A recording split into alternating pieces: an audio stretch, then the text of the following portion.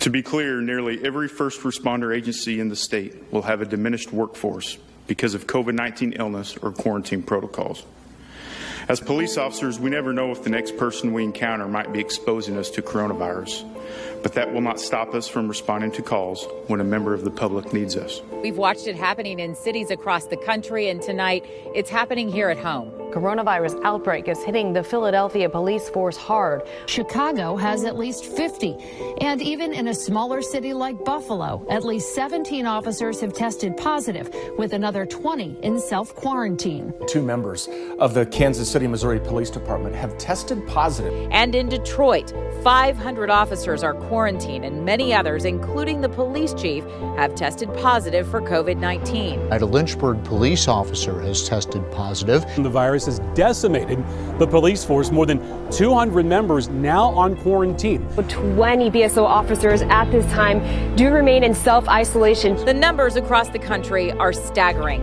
In New York today, more than 1,400 officers are positive for COVID-19, and more than 6,000 called in sick. Jeremy Bowman, president of the Jefferson City Fraternal Order of Police, says that at least 13 officers in St. Louis and Kansas City have coronavirus. The FOP worries it may already be worse than we know. Still today, we don't have testing for our members. So, our reality is that we don't know how many people we actually have on the police department that may have this. As of April 5th, nationwide, COVID-19 has led to 21 officers' deaths, according to the National Fraternal Order of Police.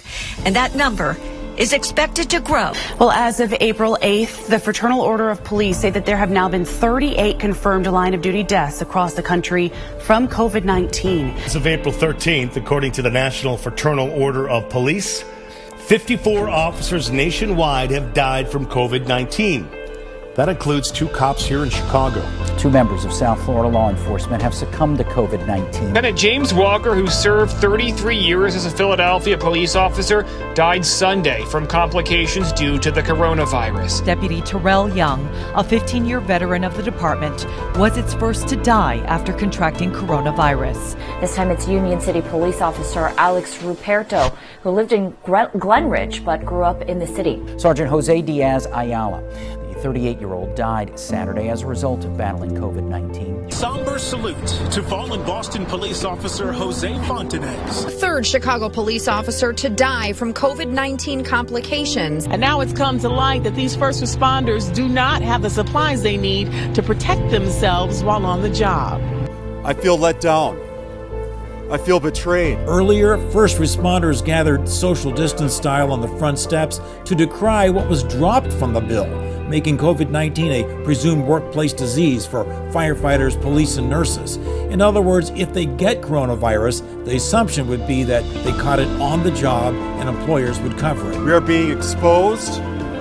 We are being quarantined. It's just a matter of time before we are sickened. First responders do not have the option to work from home.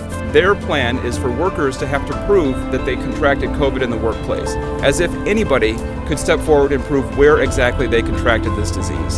This issue is also being talked about on a national level. I know that the National Fraternal Order of Police is working hand in hand with the President and Vice President of the United States. Patrick Yos is president of the National Fraternal Order of Police. Yos is calling on Washington to find solutions by setting national guidelines for police departments when it comes to response, testing, and quarantine protocols, including protections for officers who end up getting sick. They should be able to come to work with the understanding that if and when they do contract this virus, that agencies are going to stand by them. A rule change request this morning. So, Casey, who would this affect? Well, Amy, it would affect workers if they do get the coronavirus to allow them to have workman's comp. Now, the National Fraternal Order of Police has just asked and urged governors across the nation to change that rule. The National Fraternal Order of Police president says police are at higher risk of contracting the coronavirus due to the day-to-day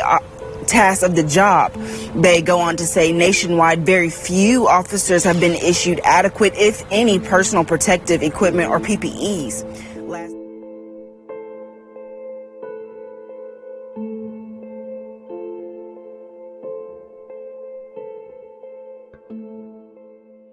police officers will soon have a new weapon in their war against this virus. The Fraternal Order of Police Lodge number 5 began handing out spray bottles of E23 disinfectant today. Last week, the FOP tried to make up for that by providing 100 gallons of hand sanitizer to officers. The City, Missouri Fraternal Order of Police got an important delivery. They received 60,000 face masks for first responders on Monday. The Fraternal Order of Police shared this photo on Facebook. It shows members putting together sanitizer kits for their fellow officers. Each one has disinfectant wipes, hand sanitizer, and a surgical mask. If you do have symptoms, let us know. We are still going to come out and help you, but you have to let us know so that we can take the proper precaution. I want to say thank you to them.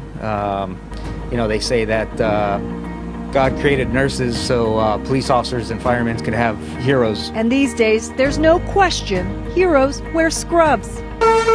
And displays of gratitude are pouring in.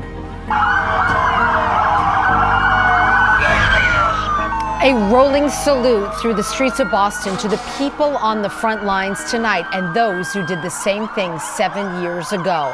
Boston police leading a procession of officers, firefighters, EMS workers to commemorate the Boston Marathon bombings and to show their appreciation for all the workers responding to the coronavirus outbreak. All we want to do is say thank you to the people that take care of us in our time of need. And those are the doctors, the nurses, the medical staff. Hospital workers in New Jersey got a much-needed boost today from their fellow first responders.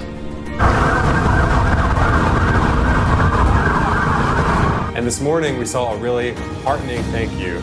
It was from one first responder to another. Emotions were high at a time when spirits are low. A clap-in during the morning shift change at Valley Medical Center in San Jose. A rare salute reserved for fallen officers, now turned into a hero's welcome for medical staff on the front lines of a pandemic. I wanted to show from north to south to east to west to say thank you to these people. Many of these firefighters, police officers, deputies, and first responders had just gotten off duty and came here as a sign of support. And we wanted to give them that salute, that thank you for showing up every day and taking care of the people that need you.